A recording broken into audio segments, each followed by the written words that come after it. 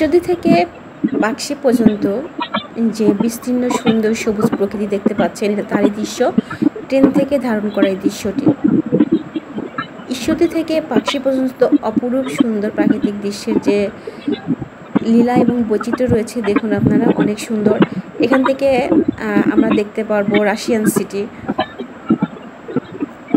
এখন ঈশ্বরদী মোটামুটি popular Russian city নিয়ে এবং পারমাণবিক বিদ্যুৎ প্রকল্প নিয়ে। দেখুন রাস্তাগুলো অনেক সুন্দর, মানে অভূতপূর্ব সুন্দর। ট্রেন থেকে দ্রুত যাচ্ছে বলে হয়তো এত ভালো বোঝা যাচ্ছে না।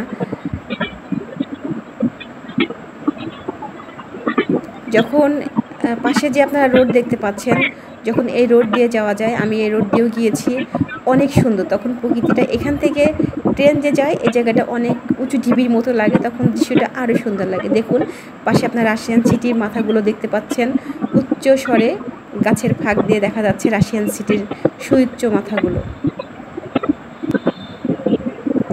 এই যে দেখতে থাকুন রাশিয়ান সিটি,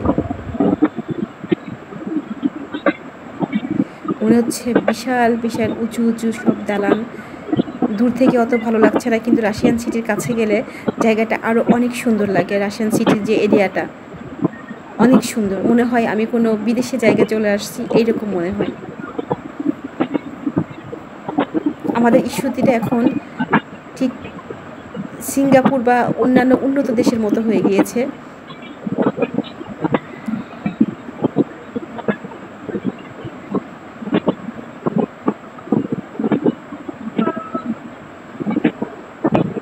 আমি জুম করে দেখানোর চেষ্টা করছি আশেপাশের এলাকাটা।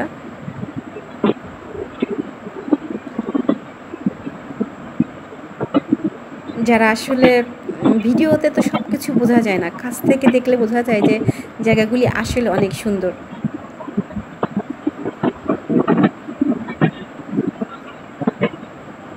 আমরা চলে এসেছি রূপপুর পারমাণবিক বিদ্যুৎ প্রকল্পের কাছাকাছি। দেখুন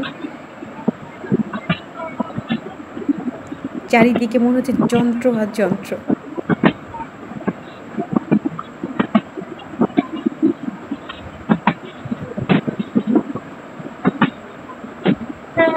আপনারা দেখতে পাচ্ছেন দূরে পারমাণবিক বিদ্যুৎ প্রকল্পের জায়গাটি। এর পরের ভিডিওতে আসবো আবার।